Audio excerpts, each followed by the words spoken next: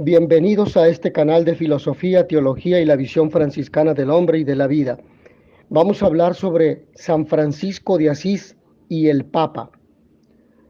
Y en un primer momento vamos a esbozar aquel encuentro que Francisco tuvo con el Papa Inocencio III. Esto nos permite ver entre líneas la obediencia que Francisco tiene a la autoridad eclesial, concretamente al vicario de Cristo. Por eso, en aquel texto que nos refiere Fray Tomás de Celano, que es uno de sus principales biógrafos, nos dice en esa primera redacción, primera de Celano, en el número 33, verdaderamente este es aquel varón religioso y santo por el que la iglesia de Dios se levantará y se sostendrá. Luego lo abrazó y le aprobó la regla que había escrito, y después de exhortarles y aconsejarles sobre muchas cosas, bendijo a San Francisco y a sus hermanos y les dijo: vayan con el Señor, hermanos, y según él se digne inspirarles, prediquen a todos la penitencia. Es lo que el Papa Inocencio III le pidió a San Francisco de Asís cuando aprobó de forma verbal la primera regla de San Francisco de Asís. Este encuentro nos recuerda la necesidad de conservar la unidad y fidelidad con la esposa de Cristo, pues hemos de recordar que durante este tiempo se suscitaron rebeliones contra la autoridad eclesiástica, contra el Papa, por parte de algunos grupos heréticos, por ejemplo los cátaros o albigenses, que hablaban sobre la necesaria pureza como si fuéramos solamente puros espíritus puros, la pureza de cuerpo, la pureza de costumbres, etcétera. Pero era un puritanismo extremista, donde incluso el matrimonio se veía como pecaminoso.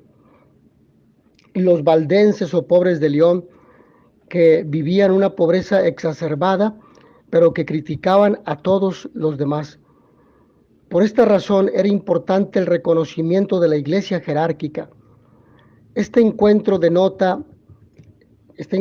Francisco con el Papa denota diálogo, libertad, obediencia, comunión, fidelidad al Evangelio, a la tradición, servicio a la Iglesia. Por ello el Papa, al ver la simplicidad de vida de los hermanos menores y su deseo honesto de vivir según el Evangelio, siguiendo a Cristo pobre y crucificado, los bendice, les invita a dejarse guiar por el Espíritu Santo y les pide que prediquen la penitencia con el ejemplo de vida y con la palabra. Esto orienta la predicación al llamado a la conversión, a la transformación constante en la forma de vida que tiene a Cristo como modelo de vida cristiana. El Papa agrega: cuando el Señor omnipotente los multiplique en número y en gracia, me lo contarán llenos de alegría. Cuando Francisco recibe la aprobación de forma de vida según el Evangelio en 1223, que es la regla definitiva, la regla bulada, es decir, la regla aprobada con la bula del Papa, espera el reconocimiento oficial que le permita a sus hermanos la realización de la misión que Cristo le había revelado en la capillita de San Damián. Ve y repara mi iglesia, que como ves amenaza ruinas. Pero esa reparación se refiere a las piedras vivas, a los fieles, a los bautizados, que somos los que conformamos la iglesia de Cristo.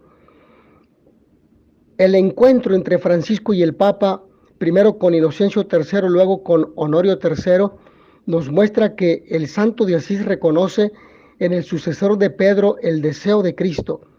Tú eres Pedro, y sobre esta piedra edificaré mi iglesia, como lo dice Mateo en el capítulo 16, versículo 18. Asimismo que el Espíritu Santo es quien guía y santifica a la iglesia por medio de sus pastores y de los sacramentos. Francisco promete obediencia a Cristo en la autoridad eclesial. El hermano Francisco promete obediencia y reverencia al señor Papa Honorio y a sus sucesores canónicamente elegidos y a la Iglesia romana. Lo dirá en la segunda regla o regla bulada, en el capítulo primero, parágrafo 2. Francisco expresa una firme esperanza en Cristo. De este encuentro se desprenden tres aspectos importantes. El Papa, primero, aprobó la regla verbalmente. Segundo, concedió a Francisco y a los hermanos laicos que le acompañaban la facultad de predicar la penitencia. Y tercero, ordenó que se les hiciera la tonsura para que pudieran predicar la palabra de Dios con aprobación de Francisco y sus sucesores. Los que habían de predicar obtuvieran primero autorización del bienaventurado Francisco y posteriormente del Papa y de los obispos de cada diócesis en la cual iban a predicar. La aprobación de la protorregla o primera regla de 1209 es importante porque evitó la prohibición de aceptar nuevas reglas decretada en el Cuarto Concilio de Letrán en 1215. La tonsura los conducía al orden clerical y los dejaba bajo la tutela de la Iglesia. Inocencio III era un papa poderoso, es decir, tenía un poder espiritual que le había venido de Dios por la elección papal y lo ejercía en el servicio a los fieles, a los obispos, a los sacerdotes.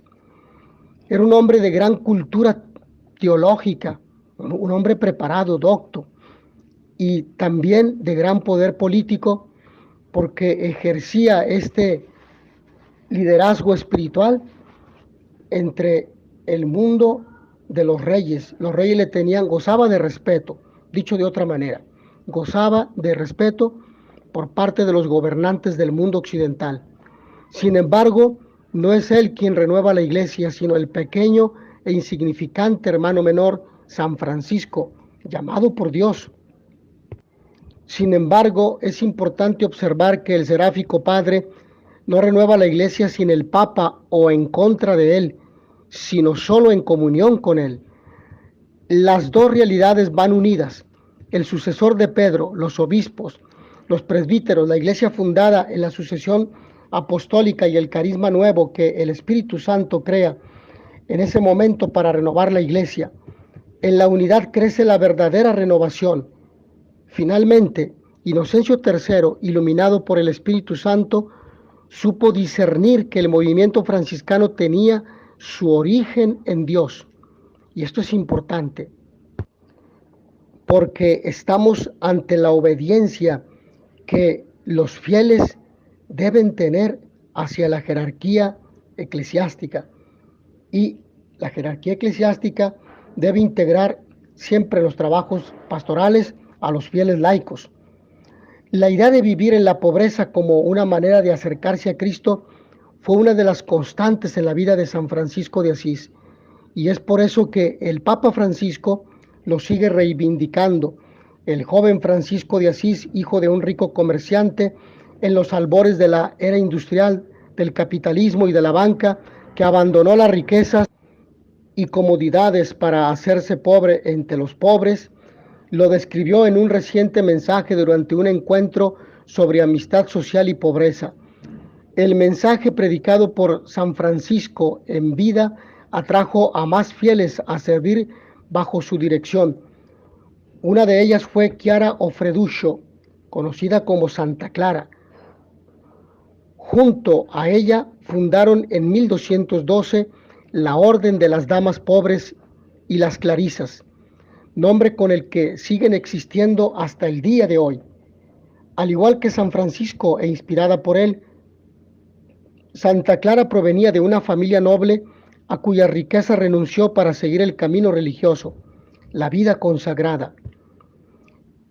Ahora bien, aunque San Francisco de Asís fue un santo extremadamente popular en su tiempo y para la posteridad, pasaron casi 9 siglos hasta que su nombre fue adoptado por un papa. Aquel que lo eligió, además, fue un caso especial, el cardenal argentino Jorge Bergoglio, primer papa latinoamericano y jesuita que fue nombrado en su cargo por el cónclave de 2013. Las razones que llevaron al papa a tomar el nombre de San Francisco quedaron expuestas en su estilo de conducción, priorizando gestos de austeridad y humildad, pero también en el cuidado del medio ambiente, de la creación. Incluso en su segunda encíclica, Laudato Si, alabado seas, el Papa Francisco citó las palabras del santo referidas a la tierra en el Cántico de las Criaturas. Esto nos permite hacer una comparación de San Francisco de Asís al Papa Francisco.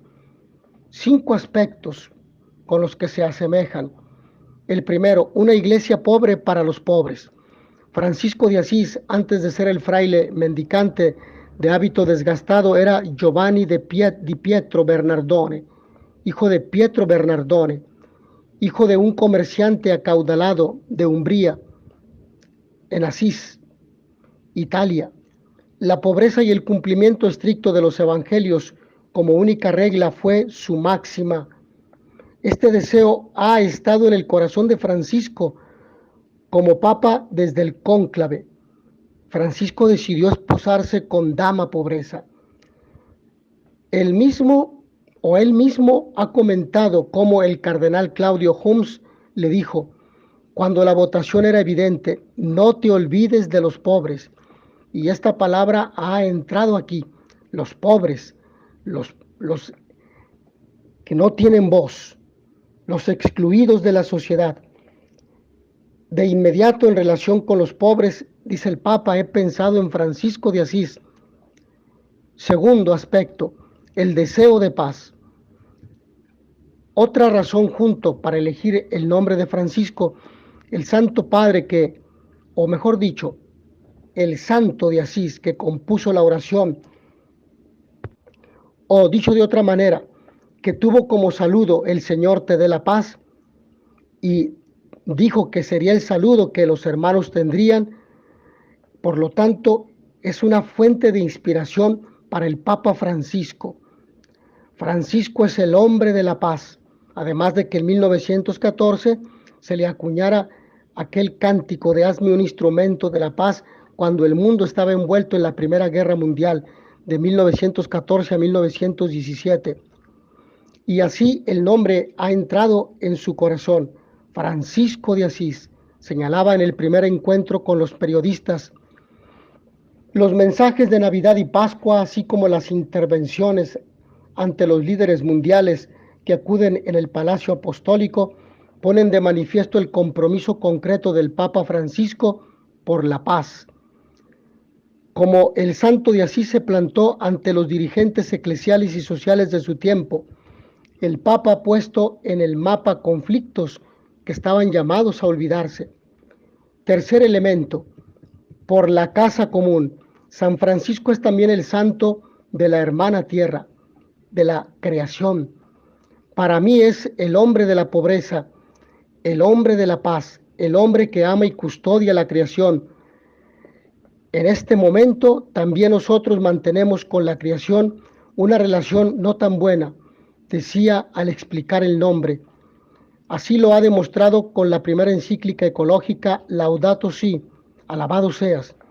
Este documento y las actuaciones papales al respecto han sido un espaldarazo a la preocupación ecológica ante los más escépticos, ya sean políticos, líderes religiosos o ciudadanos de a pie.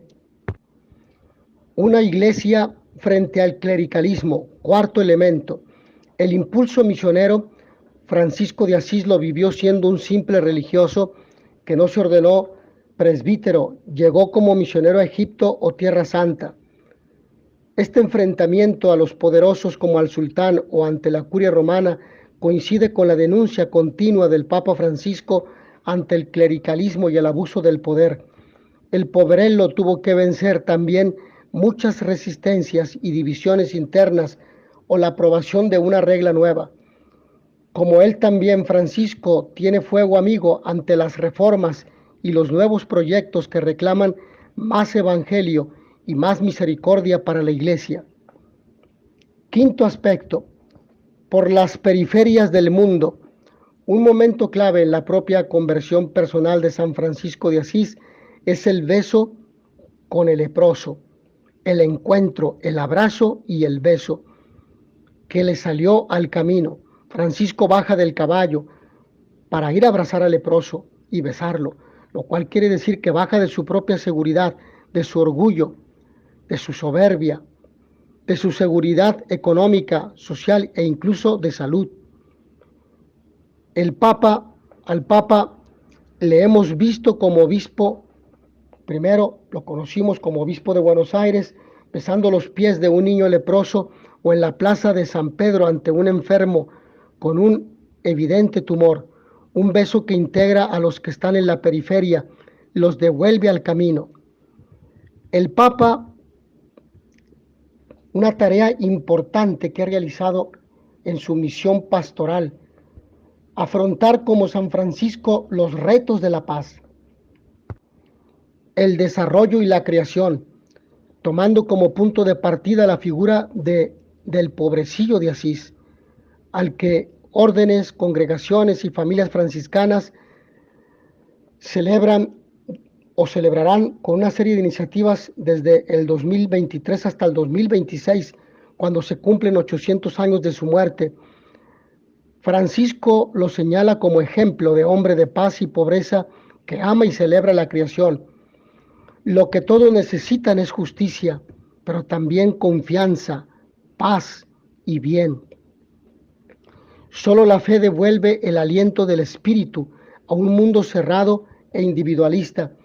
Con este aliento adicional se pueden abordar los retos actuales como la paz, el cuidado de la casa común y un nuevo modelo de desarrollo sin rendirse ante hechos que parecen insuperables.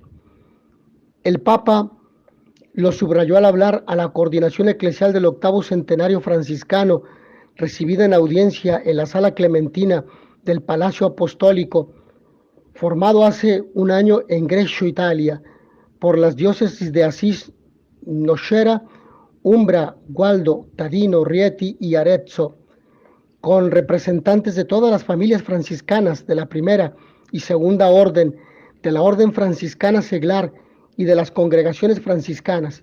El organismo está supervisando la organización de una serie de eventos de 2023 a 2026 para celebrar los 800 años de la muerte de San Francisco de Asís. En conclusión a esta breve exposición, estamos ante la imitación de Cristo y el amor a los pobres.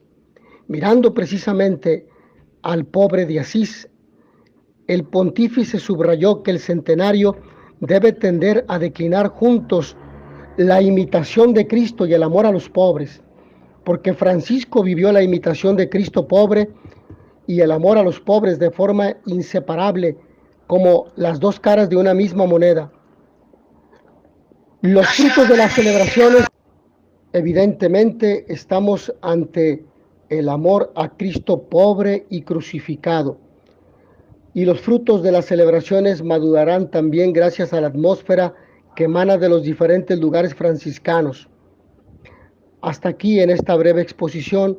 Agradezco a todos ustedes su amable atención y notitia veritatis proficere pax et bonum.